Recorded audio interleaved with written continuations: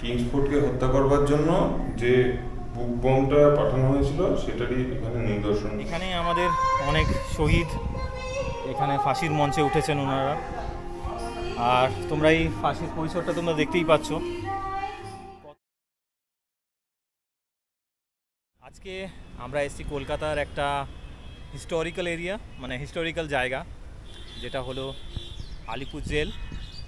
আর এই আলিপুর জেল আমাদেরকে পলাশ ঘুরিয়ে দেখাবে। তো পলাশ, তুমি কিছু বলো একটু। মার্শাল এর আগে অনেকগুলো ভালো ভালো জায়গা আমাদের দেখিয়েছে, মূলত ঘুরে দেখার জায়গা, ট্যুরিস্ট স্পট। আজকে একটা অন্যরকম জায়গায় আমরা এসেছি, আলিপুর জেল।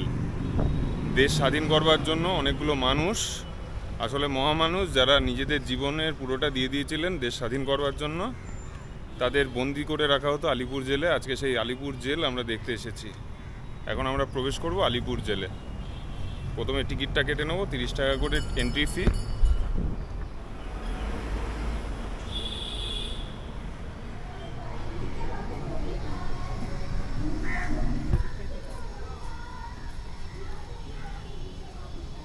তো প্রথমে আমরা এখন যাচ্ছি ফাঁসির মঞ্চের দিকে, যেখানে আমাদের অনেক শহীদ প্রাণ দিয়েছেন। তো এখানে এটা ভেবেই কেমন লাগছে, একটা গা ছমছমের ব্যাপার। মানে কি পরিস্থিতি হয়তো ছিল ওখানে তখনের সময়ে, কি বলো পলাশ? একদম সামনেই রয়েছে ফাঁসির মঞ্চ, যেখানে যারা দেশের জন্য নিজেদের প্রাণ উৎসর্গ করেছিলেন তাদেরকে ফাঁসি দেওয়া হয়েছে। ভারতবর্ষকে স্বাধীন করতে ভারতের মাটিতে ভারতবাসীকে ফাঁসি দেওয়া হতো সে সময়। সেই জায়গাতেই আমরা যাচ্ছি এখন।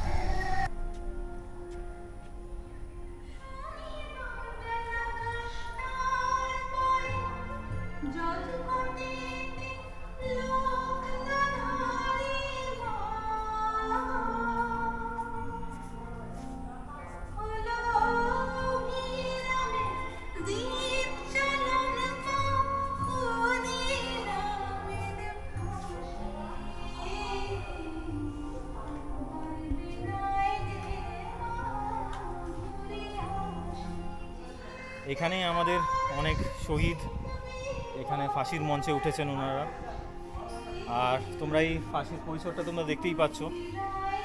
কত মানসিক যন্ত্রণার মধ্যে ওনারা, মানে ইংরেজরা চেষ্টা করেছিল যাতে আমাদের স্বাধীনতা সংগ্রামীরা মানে ভেঙে পড়ে, কিন্তু ভেঙে পড়ার জন্যই হচ্ছে ফাঁসির মঞ্চের ঠিক উল্টো দিকে আলাদা একটা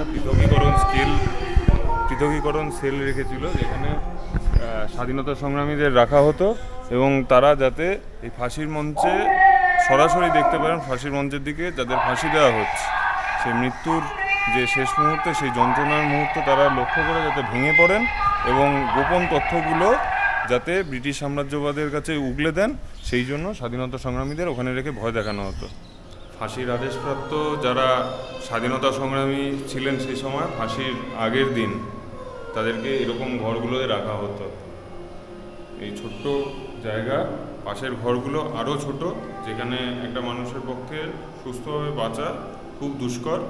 ফাঁসির আগের দিন রাতে তাদেরকে এরকমই ছোট ছোট কুঠুরিতে, ছোট ছোট সেলে রাখা হতো। আমরা রয়েছে এখন জেনারেল সেলের সামনে। জেনারেল সেল সাধারণ বন্দীদের কিভাবে, বন্দী বলতে অবশ্যই যারা সেই সময় দাঁড়িয়ে ব্রিটিশ সাম্রাজ্যবাদের বিরুদ্ধে লড়াই করতে আন্দোলনে নেমেছিল। আন্দোলনের বহুমুখ ছিল, আলাদা আলাদা ভাবনা ছিল, কিন্তু এখানে বিপ্লবীদের একটা বন্দি করে রাখার বন্দোবস্ত, সেখানে যাতে অনেক বিপ্লবী এক জায়গায় না সমাগম হতে পারেন, সেই কারণেই আর কি ব্রিটিশ সাম্রাজ্যবাদ তাদেরকে আলাদা করার জন্য একটা ক্লোজ সেকশনের মধ্যে তাদেরকে রাখার চেষ্টা করেছেন।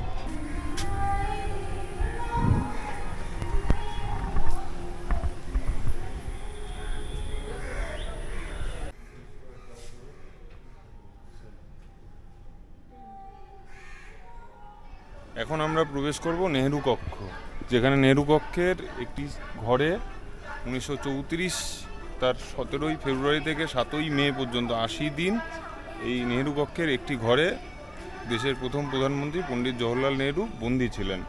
এবং এই 80 দিনে 2 সপ্তাহ অন্তর তার এক মেয়ে ইন্দিরা নেহেরু, যিনি পরবর্তীকালে দেশের প্রধানমন্ত্রী ইন্দিরা গান্ধী হন, তিনি দেখা করতে আসতেন তার পিতার সাথে।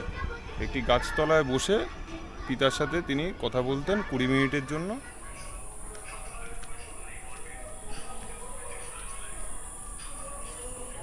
এই 15.2 একর বিশাল এই জেল পরিসরকে নজরদারি চালানোর জন্য এটা ছিল আমাদের ওয়াচ টাওয়ার।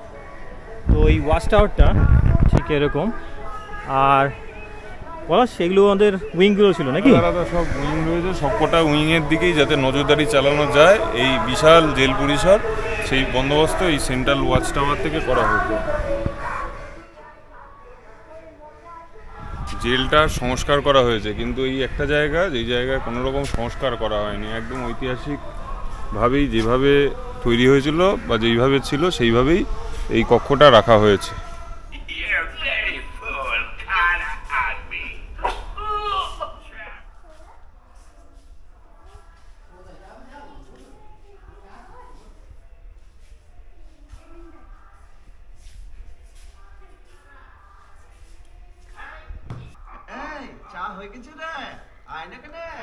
পুলিশ মিউজিয়ামে প্রবেশ করব।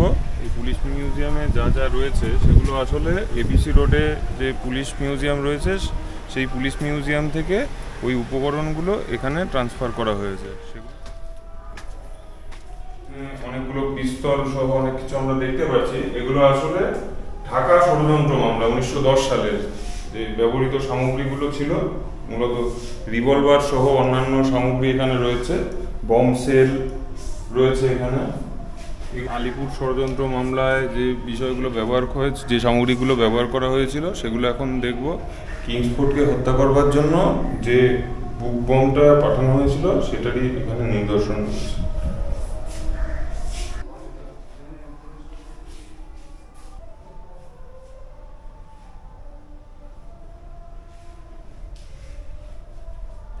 এটা হলো হসপিটাল পরিসর। এখানে এখন এক্সিবিশনের বন্দোবস্ত করা হয়েছে স্বাধীনতা আন্দোলনে স্বাধীনতা সংগ্রামীদের ভূমিকা। চলো তোমাদেরকে সেটা দেখিয়ে আনি। দীনেশ গুপ্ত ব্যবহৃত পিস্তলের অনুসরণে দ্বিবর্ধিত রূপ পিস্তলের।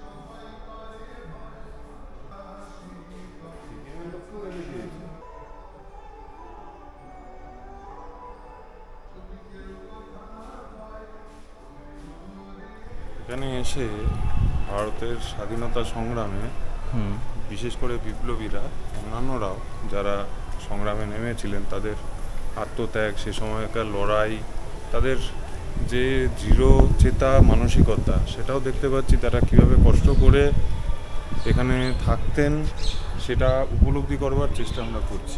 জেলের পরিসর আমরা অনেকটাই ঘুরে ফেলেছি, তবে তোমরা যদি এখানে আসো তো একটু সময় নিয়ে এসো, কারণ অনেকক্ষণ সময় লাগবে। বলো পলাশ? আসলে আমরা তো অফিস ছুটির পরে এলাম, ঘন্টা দুয়েক সময় হাতে নিয়ে, কিন্তু গোটা জেল মিউজিয়ামটা যদি ভালো করে ঘুরে দেখতে হয় এবং সেটা অনুভব করতে হয় তাহলে গোটা দিন সময় লাগবেই। পরিসরটা অনেকটা বড়, প্রায় 15.2 একর, অনেক বড় জায়গা। তোমরা তো দেখতেই পেরেছো ভিডিওতে। তো তোমরা যদি আসো অবশ্যই তোমরা একটু সকালে করে এসো, তাহলে পুরো জায়গাটা তোমরা ভালোভাবে অনুভব করতে পারবে। চলো তাহলে এইবারের মতো এখানেই বিদায় নিচ্ছি তোমাদের সাথে। তোমাদের সঙ্গে খুবই তাড়াতাড়ি দেখা হবে আরেকটা নতুন ভিডিও নিয়ে।